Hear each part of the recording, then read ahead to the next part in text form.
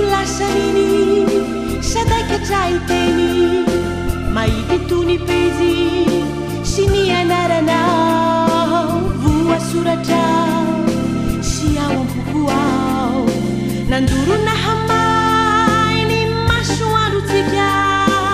ny fanjoniray ny tiantongotsika ny sisy zay tavela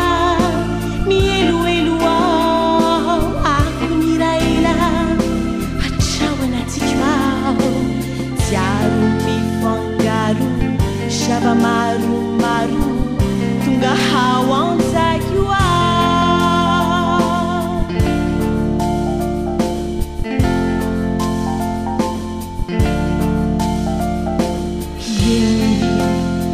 mba hatraiza zany fatsiarovana isany mangaina ny tontolo mipitrapitra manontany fatany karakaina ny manolonaito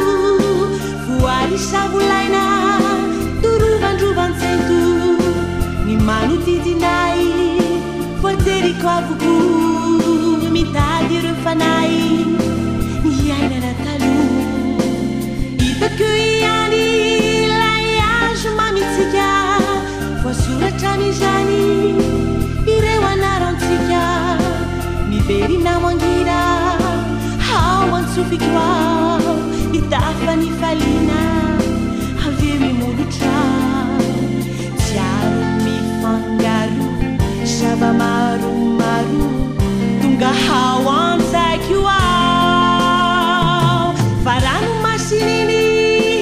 he mangenieny ny saiko lasaniny sadakatraiteny mahity tony pezy sy ny anaranao voasoratrao sy ao amko ao nandoro